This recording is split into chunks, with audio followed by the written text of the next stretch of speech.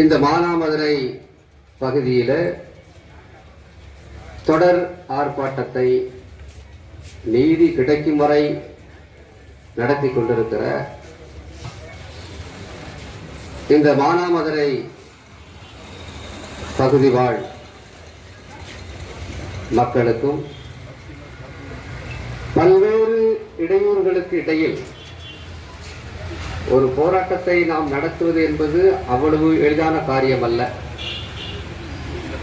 அதிலும் இது போன்ற நீதி கேட்டு போராடக்கூடிய அந்த போராட்டத்தை வழிநடத்துவது என்பது ஒரு பெரிய விஷயம். பல்வேறு இடையூறுகள் வரும். இந்த அதிகார கும்பல்கள் சும்மா விடுவார்களா?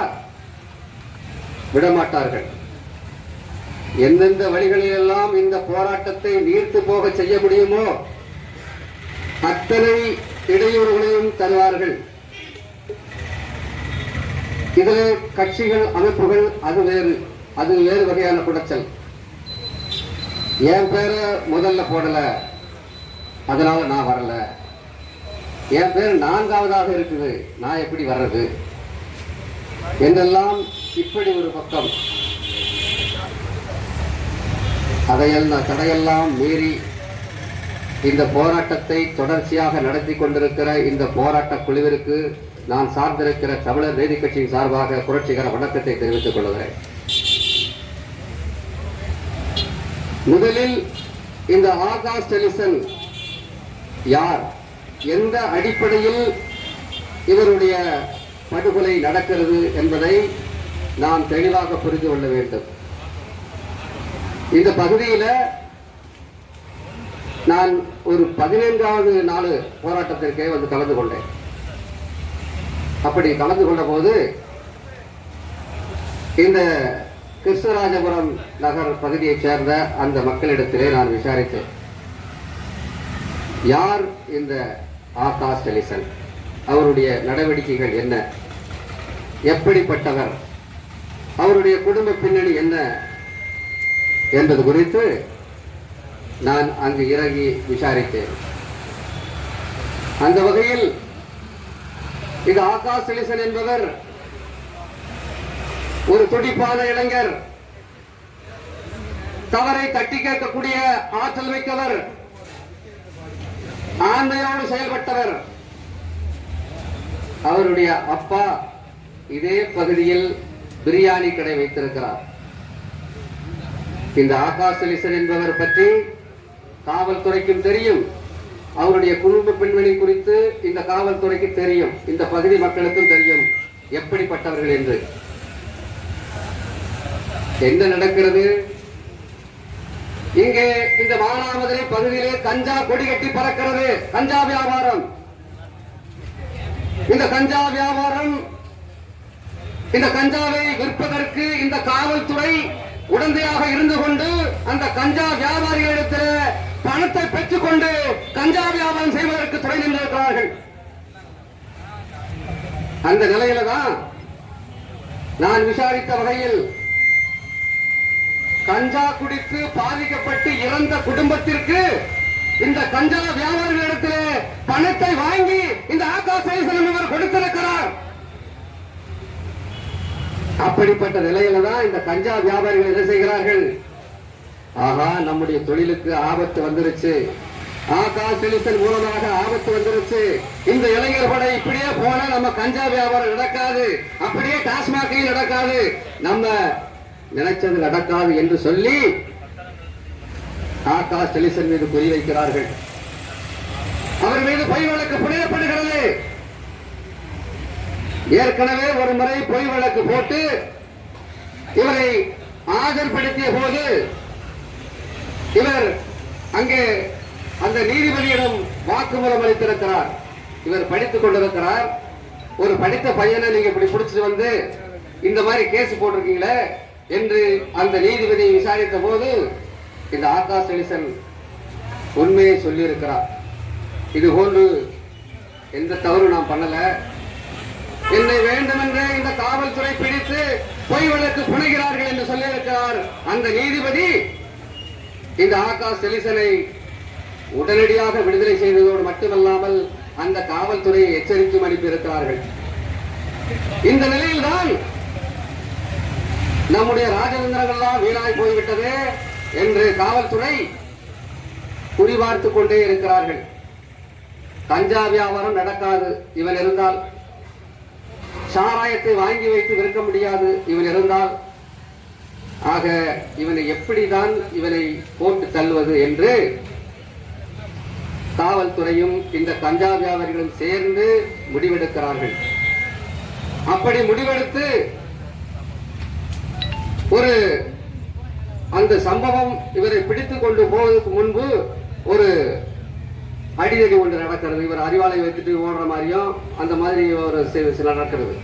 ஆக இவர் தட்டி கேட்டதனால் அந்த சிறிய அந்த மோதல் போக்கு நடந்திருக்கிறது. அந்த மோதல் போக்கையே அடிப்படையாக வைத்து அதை பூதாகரமாக்கி காவல்துறை இவரை பிடித்துக் கொண்டு போகிறது.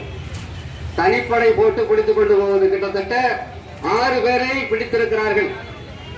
அந்த 6 பேரை பிடித்ததோடு இந்த ஆகாஷ் டெலிசனை மட்டும் தனியாக பிரித்து, நீ தேவேந்திர குல வேளாளர் சமுதாயத்தை சேர்ந்தவன் தானே என்று தனியாக பிரித்து பல்வேறு இடங்களுக்கு அழைத்து சென்று, தனியார் இடங்களுக்கு அழைத்து சென்று இவரை அடித்து சித்திரவதை செய்து ஒரு கோணியை எடுத்து என்ன செய்திருக்கிறார்கள்?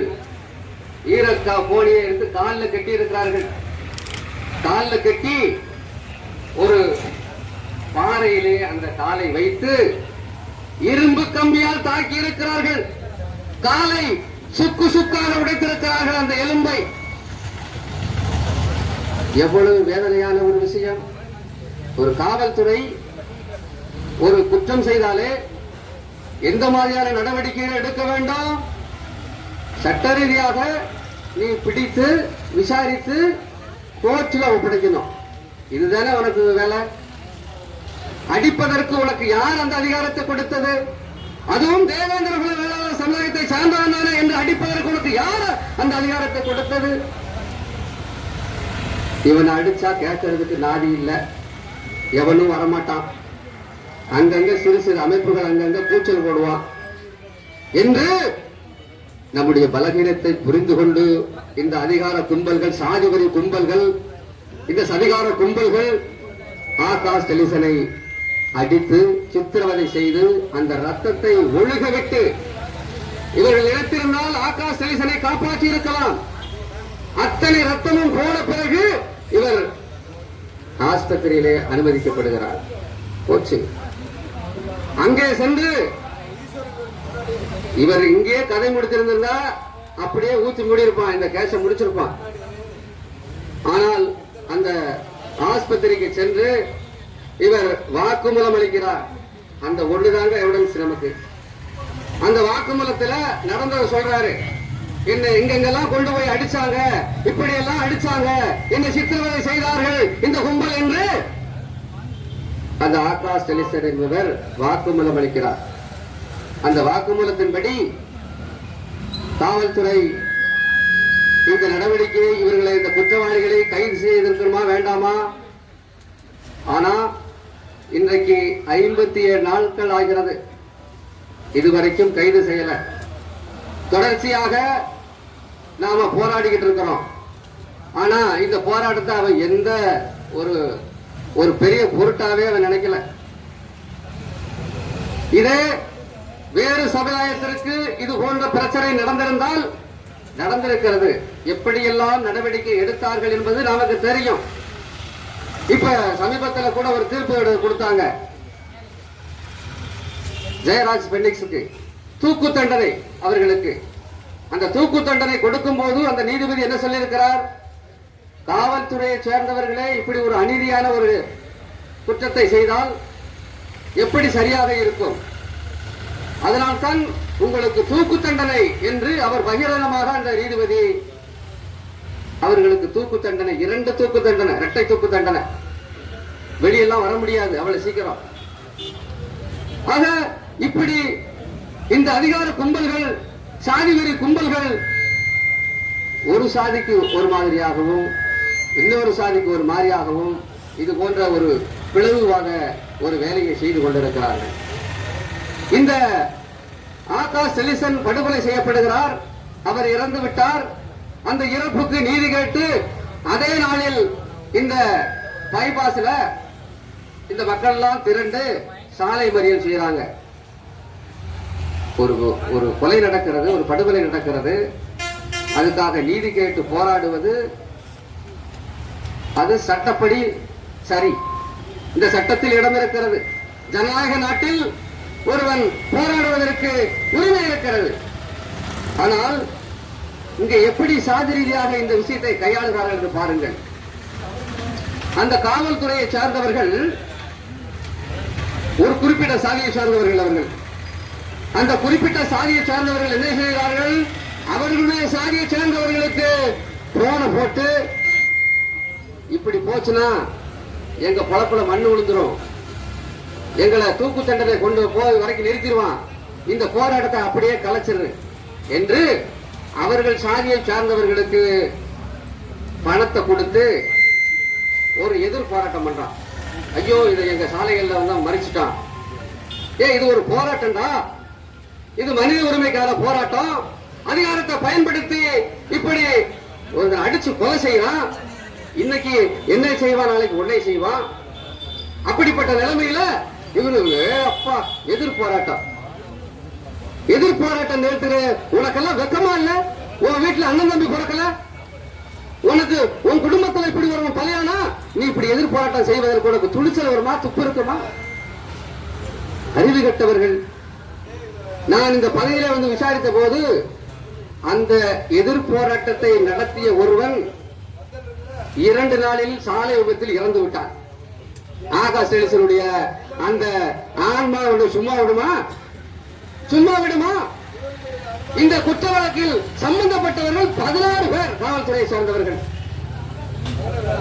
எதிர்த்தரப்பு போராட்டத்தை நடத்தியவருக்கே இந்த நிலை என்று சொன்னால் ஆகாஷ் செலிசனுடைய ஆன்மா இந்த 16 பேரையும் சும்மா விடுமா? நீ அங்கங்க ஓடிட்டு அலைஞ்சிட்டு இருக்கலாம், இன்னைக்கு நீ தப்பிச்சிடும் நினைக்கலாம். ஆனால் ஒருபோதும் உன்னுடைய மனசாட்சிக்கு முன்பு நீ தப்பித்து ஓட முடியாது. உறுத்தல் உனக்கு? யாருடைய வரிப்பணத்தில் சம்பளத்தை வாங்கிக் கொண்டு ஒரு சாதி ரீதியாக நீ செயல்படுகிறாய் என்று சொன்னால் உன்னை எங்களை அடிக்கிறதுக்கு தான் உனக்கு வரிப்பணத்தை நாங்கள் கொடுத்து சம்பளம் கொடுக்குமா? எங்களை கொலை செய்வதற்கு தான் உனக்கு நாங்கள் வரி கட்டுறோமா? என்ன மயத்துக்கு நாங்கள் வரி கட்டணும்? உனக்கு நீ சாதி ரீதியாக செயல்பட வேண்டும் என்று சொன்னால் ஒரு கூலிப்படையாக செயல்படும். சாதி ரீதியாக இன்னைக்கு தமிழ்நாடு முழுவதும் இன்றைக்கு கூலிப்படைகள் சாதி ரீதியாக செயல்பட்டு அங்கங்கே கொலை செய்து கொண்டிருக்கிறார். எவ்வளவு கேவலம்! குறைந்தபட்சம் தமிழர்களாக ஒன்று சேர முடியவில்லை. நமக்கு பொது எதிரி யார்? நீயா? இல்ல உனக்கு பள்ளங்களா பொது எதிரி? உனக்கு தேவேந்திர உலகளா பொது எதிரி? அறிவில்லை உனக்கு? இன்னைக்கு எப்படிப்பட்ட ஒரு சூழ்நிலைகள் அரசியல் போய்கொண்டிருக்கிறது. உனக்கும் அதிகாரம் இல்லை, எனக்கும் அதிகாரம் இல்லை. நம்ம 2 பேரும் இணைஞ்சோம்னா அதிகாரத்தை பரவாயில்ல. இடையில வந்தவர்கள் இன்றைக்கு ஆட்சி நடத்தி கொண்டிருக்கிறார்கள். அவர்கள் தீர்மானிக்கிறார்கள். தமிழகத்தை சுரண்டி பிளக்கிறார்கள், கல்குவாரிகளை உடைக்கிறார்கள், கனிமூலத்தை கடத்துகிறார்கள், கஞ்சா வியாபாரம் செய்கிறார்கள். இன்றைக்கு டாஸ்மாக் கடைகளை தொடர்ந்து மக்களை சிந்திக்க விடாமல் செய்கிறார்கள். உன்னுடைய அறிவாலும் உன்னுடைய ஆயுதமும் யாருக்கு எதிராக இருக்க வேண்டும்? இந்த அயோக்கியர்களுக்கு எதிராக இருக்கணும். அப்பாவியை பிடிச்சு அடிக்கிறிய, அப்பாவியை பிடிச்சு கொலை செய்யறிய, அப்பாவியை பிடிச்சு காலை உடைக்கிறிய. உன்னுடைய அதிகாரத்தை இது போன்ற அயோக்கியர்களுக்கு எதிராக பயன்படுத்தி இருந்தால் இந்த சமுதாயம் எப்படி உயர்ந்து நிற்கும்? இந்த தமிழ்நாடு எப்படி உயர்ந்து நிற்கும்? குறைந்தபட்ச ஒற்றுமைக்கு கூட உங்களுடைய நடவடிக்கைகள் எதிராக இருக்கிறது.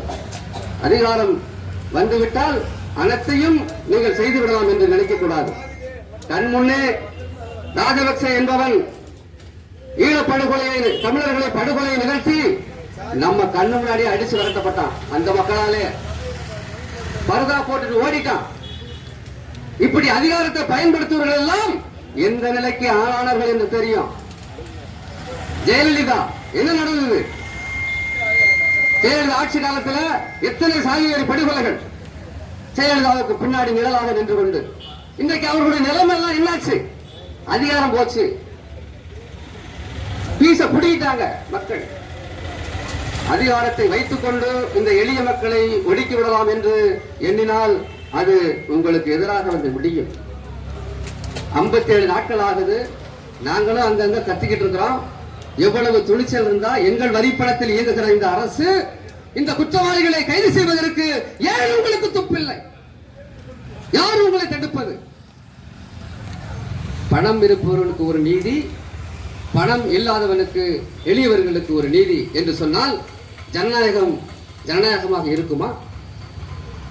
இப்படி உன்னுடைய சமுதாயத்தில் இந்த காவல்துறை அதிகாரிகள், காவல்துறை சார்ந்தவர்கள் இருக்கிறார்கள் என்று இன்னொரு சமுதாயத்தினுடைய பையனை அடித்து கொலை செய்கிறாயே, இந்த சமுதாயத்திலும் இருக்கிறார்கள்.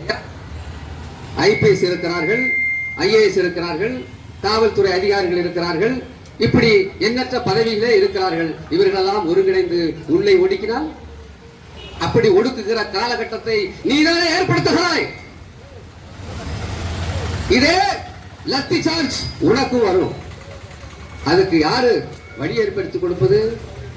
நீதானே. சாதி ரீதியாக இங்க இருப்பவர்களுக்கு செயல்பட தெரியாதா? தென் மாவட்டங்களை பொறுத்தவரை கிட்டத்தட்ட 70% பேர் ஒரு குறிப்பிட்ட சாதியை சார்ந்தவர்கள் காவல்துறையில் இருக்கிறார்கள். இவர்களுக்குள் ஒரு மாஃபியா போன்ற ஒரு நெட்வொர்க் இருக்கிறது. அதை நான் சொல்லவில்லை, பத்திரிகையிலே கட்டுரைகள் இருக்கிறது. இப்படி இருந்து கொண்டு அந்த சமுதாயத்தை சேர்ந்தவர்கள் போனா உடனடியாக அந்த பிரச்சனை அப்படியே முடிச்சுக்கிறது. வேறு சமுதாயத்துக்காரன் போனா அவன் அப்படியே கேச போட்டு உள்ள தள்ளிடுறது. என்னையா நடக்குது? ஏன் இந்த பாரபட்சம்? நீ உன்னுடைய சாதி அமைப்புல வாங்கிக்கிட்டு நீ இதை செய், தனியா செய். உன்னுடைய சாதி அமைப்புல உன்னுடைய சாதிக்காரன்ட்ட பணத்தை வாங்கிட்டு நீ செஞ்சா நியாயம். என்னுடைய வரி பணத்தையே வாங்கிட்டு என்னையே கொலை செய்து எனக்கே வந்து நீ எஃப்ஐஆர் போட்டு எத்தனை பேர் மீது பொய் வழக்குகள் தென் மாவட்டங்களில், எத்தனை படுகொலைகள், அத்தனைக்கும் பின்னணியில் இருப்பவர்கள் இந்த காவல்துறையை சார்ந்தவர்கள். அது ஒரு குறிப்பிட்ட சமுதாயத்தை சார்ந்தவர்கள். நம்மளும் பல்வேறு கோரிக்கைகள் வச்சாச்சு. நீதிமன்றமும் இந்த பிரச்சனையை கையில் எடுத்து ஒரு குறிப்பிட்ட சாதியினரை தென் மாவட்டங்களில் காவல்துறை பதவியில போடக்கூடாது என்று சொல்லுகிறார்கள், அறிவுறுத்துகிறார்கள். ஆனாலும் இந்த பிரச்சனை நடந்து கொண்டே இருக்கிறது. இந்த ஆகாஷ் எலிசன் படுகொலையில் சிக்கியிருப்பவர்கள் கிட்டத்தட்ட 16 பேர். இந்த 16 பேரில் ஒருவர் மட்டும்தான் வேறு சமுதாயத்தை சேர்ந்தவர்கள் என்று நினைக்கிறேன். மீதி 15 பேரும் ஒரே குறிப்பிட்ட சாதியை சேர்ந்தவர்கள். எப்படியா இப்படி எல்லாம் நடக்குது? எப்படி உங்களை ஈர்க்கிறது யாரு? இப்படி சாதி ரீதியாக செயல்படுவதற்கு உங்களை தூண்டுவது யாரு? இந்த நிலை நீடித்தது என்று சொன்னால் அவன் இப்ப வந்து நம்ம அரசை வந்து கலைச்சிட்டு அவன் ஜாதிக்கார அவன் காவல் நிலையத்தை வச்சுக்கிற வேண்டியதான் தனியா. இப்ப தேவேந்திர குல வேளாளர் சமுதாய காவல்துறை அப்படின்னு வச்சுக்கிட்டு நம்ம 4 பேரை வச்சு அடிக்க வேண்டியதான். அவனை பிடிச்சி அங்கங்க பிடிச்சிப்படியே போச்சுன்னா என்ன ஆகுது நிலைமை? இதெல்லாம் புரிந்து கொள்ள வேண்டாமா? கைது செய்வதற்கு உங்களை யார் தடை செய்யறது? ஆகாஷ் எலிசன் என்ற பெயரை பார்த்து இவர் கிறித்துவர் என்று ஒரு பரப்புரை வேறு. ஏன் கிறித்துவர்னா கைது செய்யக்கூடாதோ? என்னையா உங்க சட்டம்? கிறித்துவர்கள் எஸ்சி சட்டத்தை போடக்கூடாது என்று அதில் ஒரு பரப்புரை. ஆகாஷ் டெலிசன் என்று டெலிசன் ஒரு கண்டுபிடிப்பாளர் பேரை அவருக்கு வச்சிருக்கிறாங்க. அவர் ஒரு முற்போக்கா யோசிச்சு வச்சிருக்காங்க. உடனே இவரெல்லாம் ஒரு கிறித்துவர். உடனே அங்க நீதிமன்றத்திலிருந்து ஒரு தகவல் வருது, அறிக்கை விடுறாங்க. பட்டியல் பழங்குடி மக்கள் வேறு மதத்தை தழுவினால் இந்த எஸ்சி எஸ்டி வன்கொடுமை தடுப்பு சட்டம் பொருந்தாது. எந்த மதத்துக்கு போனாலும் அடிக்கத்தானே செய்யறான். இதெல்லாம் உனக்கு தெரியாதா? அதாவது இந்த இந்து மதத்தில் நடக்கக்கூடிய கொடுமைகளை கண்டுதானே வேறு மதத்துக்கு போறாங்க. ஏற்றத்தாழ்வுகள், பிறப்பின் அடிப்படையில் ஏற்றத்தாழ்வுகள் யார் கற்பிக்கிறது? இந்த இந்து மதம் தானே. நீ பெரியவன், நான் எனக்கு கீழே, உனக்கு கீழே, இந்த படிநிலைகளை உருவாக்கி தந்து இன்றைக்கு சாதி ரீதியாக நாம் சண்டை போட்டுக் கொண்டு இருக்கிறோமே, இதற்கு அடிப்படையாக இருக்கிறது இந்த மனு சட்டம் தானே, இந்த சனாதனம் தானே. அப்ப இதிலிருந்து விடுதலையாகி போனு ஒரு வேறு பாதையை அவன் தீர்மானிக்கிறான். எங்க போனாலும் அடிக்கிறான். இதுதான் உண்மை. நீ கிறிஸ்தவனாக இருந்தாலும் அடிப்பான், நீ முஸ்லீமாக இருந்தாலும் அடிப்பான், எந்த மதத்துக்கு போனாலும் அடிதான் உனக்கு. அப்ப அடிப்படை எங்க இருக்கிறது? இந்த அடிப்படைகளை சரி செய்யாமல் எப்படி நாம் ஒற்றுமையாவது?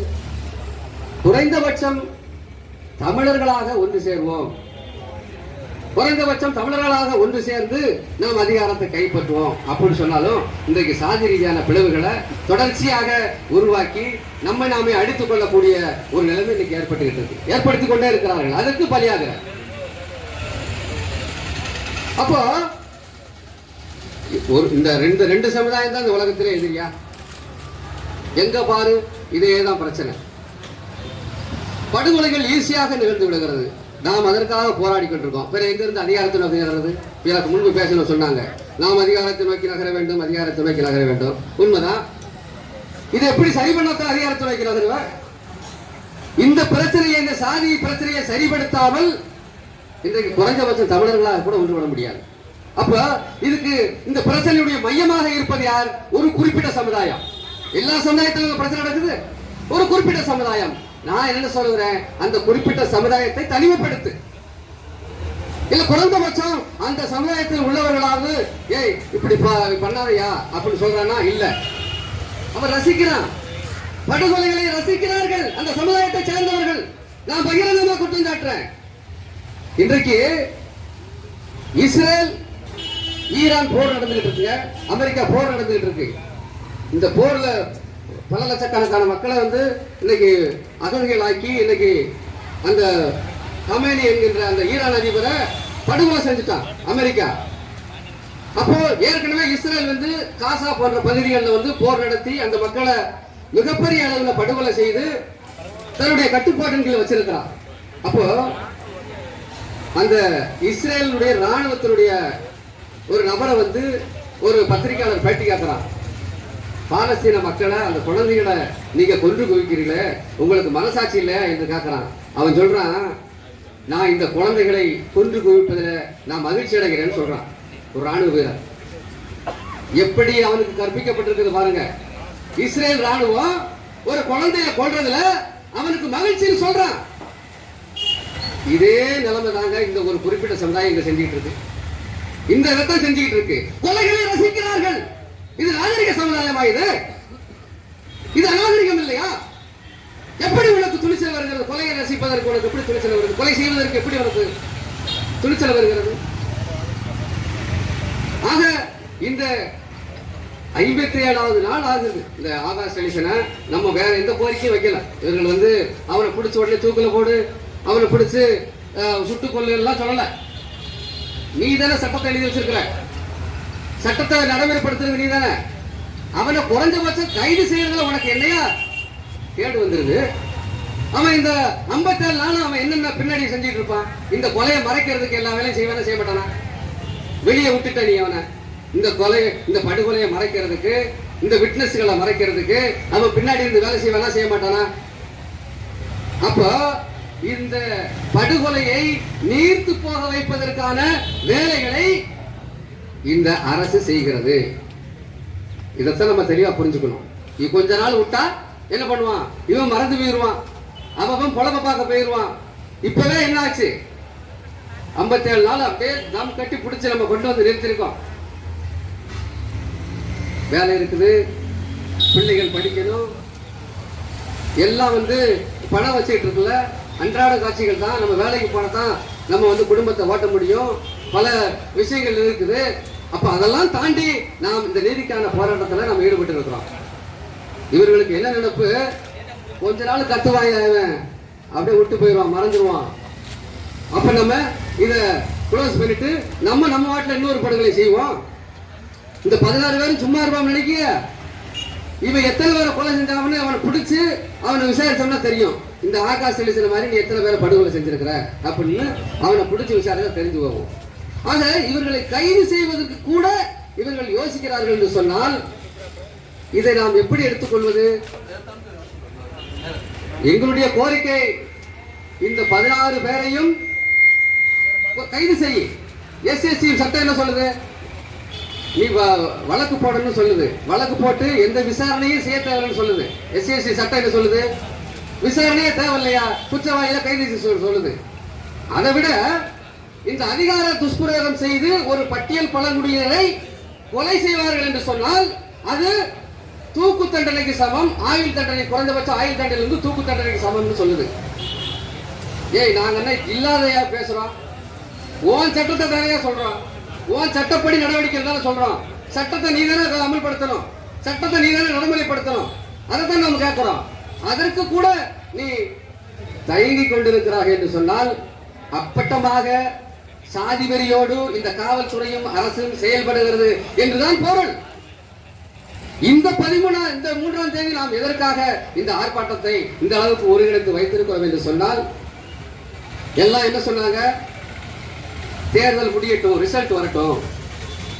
ரிசல்ட் வந்தவொடனே அந்த 16 வரையும் அப்படியே பிடிச்சு சிறைக்குள்ள அப்படியே தள்ளின மாதிரி தான் எல்லாத்துக்கும். இந்த குறைந்த 57 நாள்ல ஒரு மயிரையும் பிடுங்க முடியல. தேர்தல் ரிசல்ட் வந்தவனதுக்கு அப்புறம் பிடுங்க போறாங்க என்று நாங்கள் யோசித்து இன்னும் வரக்கூடிய அரசு ஆகுது.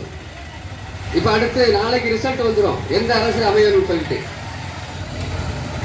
ஒருவேளை ஆட்சி மாற்றம் நிகழலாம். இப்படி பல்வேறு விஷயங்கள் இன்னைக்கு எதிர்பார்க்கப்படுகிறது. அப்படி